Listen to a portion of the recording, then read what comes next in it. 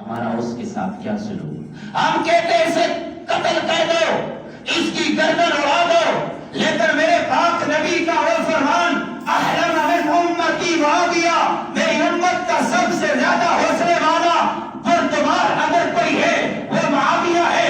آج معاویہ نے اپنے اس کے ساتھ سلوک کرنے والے، ظالمانہ سلوک کرنے والے شخص کو اپنے سامنے مجرم کی حیثیت سے دیکھ کر اس کے ہاتھ کی رسیاں کھلوا دی، کہا اس کو شاہی مہمان خانے میں لے چلو۔ ایک مہینے تک شاہی دسترخوان پہ مہمان خانے میں اسے رکھا گیا، اچھے اچھے کھانے پیش کیے گئے۔ ایک مہینہ گزرا، وہ کہتا ہے ہم تو اسلام کے دشمن تھے، ہم نے مسلمانوں کے ساتھ بغاوت کی، ہم تو لڑنے کے لیے آئے تھے، یہ ایسا سلوک میرے ساتھ یہ کیا ہو رہا ہے؟ اور ایک مہینے کے بعد 10,000 درہم کی ایک تھیلی اس شہزادے کو دی اور اس کو رہا کرنے لگے۔ اب اس کے صبر کا پیمانہ لبریز ہو گیا۔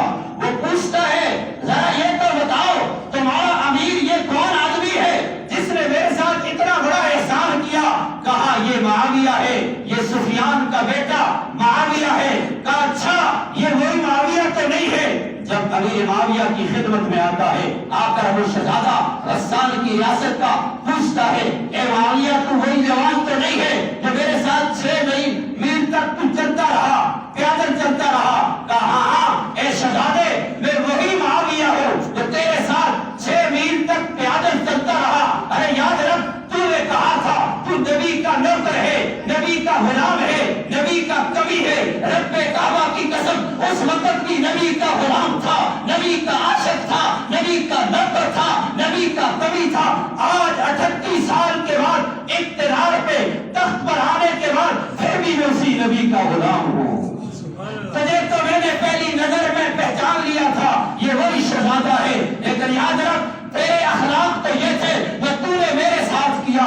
میرے اخلاق یہ ہے، مجھے میرے پاک نبی نے یہ درس دیا ہے۔ میں اپنے پیغمبر کی سیرت کو دیکھتا ہوں، فتح مکہ کے موقع پہ میرا نبی اپنے چچا کے دشمن امیر حمزہ کے دشمن وحشی کو معاف کر دیتا ہے۔ میں دیکھتا ہوں اپنے نبی کو کہ ہندا جو کلیجہ چبانے والی ابو سفیان کی بیوی ہے، اس ہندا نے جس نے حضرت حمزہ کے کلیجے کو چبایا، میرے نبی نے اس کو بھی معاف کر دیا۔ میں دیکھتا ہوں بلال حبشی حضرت زلیلہ حضرت خبیب کے دشمن کو میرے نبی نے معاف کر دیا۔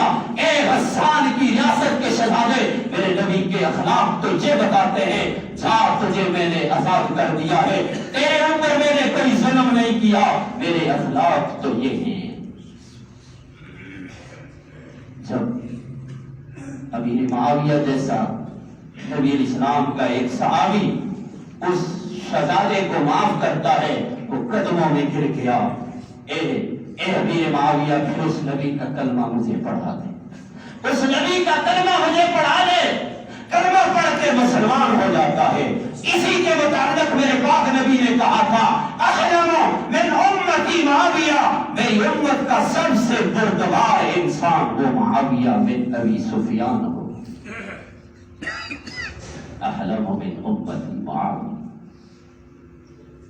نبی اسلام نے دعا فرمائی تھی اللہم اجعل ہادیا مہدیا واہدی بی، اے اللہ معاویہ کو ہادی بنا، ہدایت والا بنا، مہدیا اور ہدایت پہ چلانے والا بھی بنا، خود بھی ہدایت پہ چلے اوروں کو بھی چلانے والا بنا۔ حضرت امیر معاویہ رضی اللہ عنہ نبی پاک صلی اللہ علیہ وسلم کے وہ عظیم صحابی ہیں۔ ذرا توجہ کرنا، ایک تاریخی نقطہ آپ کی نظر کرتا ہوں۔ پوری دنیا کا جغرافیہ اس وقت 1 کروڑ 20 لاکھ مربع میل پر ہے۔ 1 کروڑ 20 لاکھ مربع میل پر پوری دنیا۔ ہمارا وطن عزیز پاکستان 1 لاکھ مربع میل پر ہے۔ سب سے بڑا جغرافیہ سعودی عرب کا ہے، 9.5 لاکھ مربع میل پر پھیلا ہوا ہے۔ دوسرے نمبر پر سوڈان ہے، 8.25 لاکھ مربع میل پر پھیلا ہوا ہے۔ اور 45 ممالک، جن میں سے 45 اسلامی ممالک کے 70 جزیرے ہیں، باقی سارا پانی پانی، چوتھائی حصہ ہے صرف خشکی ہے، باقی سارا پانی۔ ہم دیکھتے ہیں تاریخ میں کہ پوری دنیا 1 کروڑ 20 لاکھ مربع میل پر پھیلی ہوئی ہے۔ سیدنا صدیق اکبر رضی اللہ عنہ نے 2.5 سال تک 3 مہینے اور 10 دن تک آپ کا دور خلافت ہے، آپ نے 11 لاکھ مربع میل پر اسلام کے جھنڈے گاڑے۔ ہم تاریخ میں پڑھتے ہیں حضرت عمر کا دور آیا، 10 سال آپ کا دور خلافت رہا، آپ نے 22 لاکھ مربع میل پر اسلام کے جھنڈے گاڑ دیے۔ میں اور آپ تاریخ کو ذرا دیکھیں اور پڑھیں، ہمیں ملے گا حضرت عثمان غنی رضی اللہ عنہ کا دور خلافت ہے، آپ نے 12 سال تک دور خلافت کیا، آپ نے 44.5 لاکھ مربع میل پر اسلام کے جھنڈے گاڑ دیے۔ حیدر کرار علی المرتضیٰ رضی اللہ عنہ نے 6 سال تک آپ کا دور خلافت ہے، لیکن اس میں مسلمانوں کی آپس میں جنگ اور آپس کی لڑائیوں کی وجہ سے اتنی فتوحات نہیں ہو سکی۔ وہی 44 لاکھ مربع میل تک اسلام کے جھنڈے گاڑے ان خلفائے راشدین نے۔ پھر حضرت حسن رضی اللہ جو نبی علیہ السلام کے نواسے ہیں، 6 مہینے اقتدار میں رہے، خلافت پر رہے، پھر اس کے بعد امیر معاویہ سے صلح کی، ان کے ہاتھ پر بیعت کر دی، اپنی خلافت حضرت عثمان غنی کو دے دی کہ حضرت امیر معاویہ کو دے دی، اور 6 مہینے تک وہی 44 لاکھ مربع میل پر اسلام کے جھنڈے ان صحابہ کرام نے گاڑ دیے۔ امیر معاویہ رضی اللہ عنہ 19 سال آپ کا دور خلافت ہے، آپ نے پوری دنیا میں سب سے زیادہ فتوحات کی ہیں۔ آپ کی جو فتوحات بنتی ہیں 64,65,000 مربع میل پر اسلام کے جھنڈے گاڑنے والا وہ امیر معاویہ رضی اللہ عنہ۔ پوری دنیا 1 کروڑ 20 لاکھ مربع میل پر ہے، امیر معاویہ کی حکومت 64,65,000 مربع میل پر۔ جبھی تو اسلام کے دشمن نے کہا تھا، جبھی تو اسلام کے دشمن نے کہا تھا کہ عرب سے عجم تک جو دین کو لے کر گیا ہے وہ عمر گیا ہے، عجم سے یورپ تک پھیلانے والا وہ امیر معاویہ ہے، جس نے پوری دنیا میں سب سے زیادہ نسب آبادی سے زیادہ حکومت کی ہے، وہ امیر معاویہ۔ یہ نبی کے غلام تھے میرے بھائیو دوستوں۔ اور آخری وقت 22 رجب المرجب آپ کی تاریخ وفات، 22 رجب آپ کی تاریخ وفات، 22 رجب کو آپ کی تاریخ وفات ہے۔ اور کیا وصیت فرما رہے ہیں، کیا کہہ رہے ہیں؟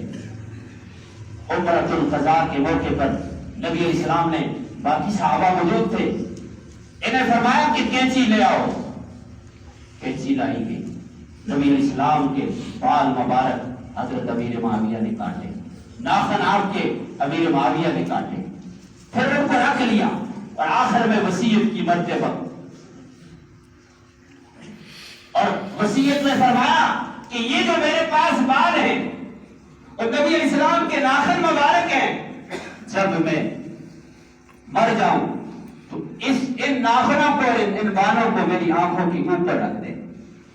نبی علیہ السلام نے اس خوشی پہ عمرۃ القضاء کے موقع پر اپنی چادر ان کو دے دی، پھر اس چادر کا فرمایا اس چادر کو کفن بنا، بس میرے لیے، میری نجات کے لیے نبی علیہ السلام کے جسم کے ساتھ لگی ہوئی یہ چادر، وہ جس کے بارے میں قرآن نے کہا وَثِيَابَكَ فَطَهِّرْ، وَثِيَابَكَ فَطَهِّرْ، جو کپڑا میرے نبی کے جسم کے ساتھ لگا، میرے نبی کا جسم بھی پاک ہے، وَثِيَابَكَ فَطَهِّرْ، جو کپڑا اے پاک نبی تیرے جسم سے لگا وہ بھی پاک ہے۔ امیر معاویہ کی شان دیکھو، عظمت دیکھو، فرمایا یہ میرے نبی کے پاک جسم سے مس کیا ہے، اس چادر نے میرے نبی کو چھوا ہے، اس چادر کا میرے لیے کفن بنا دینا، اور نبی کے ناخن مبارک، آپ کے بال مبارک، آپ کی ضرورت پہ رکھ دینا میری نجات کے لیے یہی کافی۔ میرے بھائیو دوستو، امیر معاویہ رضی اللہ عنہ نبی علیہ السلام کے 13 کاتبین میں سے 6 نمبر پر آتا ہے۔ آج میں اور آپ نہیں جانتے کہ نبی کا صحابی امیر معاویہ، صرف یہ جانتے ہیں وہ کاتب تھا بس۔ تو میرے بھائیو دوستو، ہمیں قرآن پڑھنا چاہیے، حدیث پڑھنی چاہیے، اور جو تاریخ میں اگر صحابہ کے خلاف کوئی بات ہو تو ہم تاریخ کو قرآن اور حدیث کے مقابل نہیں لائیں۔ اصل تو قرآن ہے، اصل تو حدیث ہے۔ تاریخ تو 150 سال بعد لکھی گئی۔ تاریخ آپ بھی لکھ سکتے ہیں، میں لکھ سکتا ہوں، ہر کوئی بیٹھ کر تاریخ لکھ سکتا ہے۔ تاریخ کی کیا حیثیت ہے قرآن کے مقابلے میں؟ تاریخ کیا بیچتی ہے میرے نبی کے فرمان کے مقابلے میں؟ میرا نبی جب فرما گیا اصحابی کن نجوم، 1,44,000 صحابہ کرام جتنے میرے نبی کی جماعت ہے وہ پاک جماعت ہے، سب کے بارے میں فرما گیا اصحابی کن نجوم، میرے صحابہ تو ستاروں کی مانند ہے۔ فَبِأَيِّهِ مُقْتَدَيْتُمْ اهْتَدَيْتُمْ، جس صحابی کے پیچھے، جس ستارے کے پیچھے چلو گے روشنی پاؤ گے۔ جیسے آسمان پر چاند کے درمیان وہ ستارے جگمگا رہے ہیں، کوئی زیادہ چمکتا ہے کوئی درمیانہ چمکتا ہے، اسی طرح میرے پاک نبی کے سارے صحابہ سارے برحق ہیں، سارے عدل پر تھے، سارے انصاف پر تھے، سارے جنتی ہیں۔ اولئک هم الراشدون ہیں، اولئک هم الفائزون ہیں۔ جبھی تو اللہ نے جنت کا سرٹیفکیٹ دیا، رضی اللہ عنہم ورضوا عنہ، فرمایا میں ان سب سے راضی، یہ مجھ سے راضی۔ تو میرے بھائیو دوستو، اللہ تعالیٰ ہم سب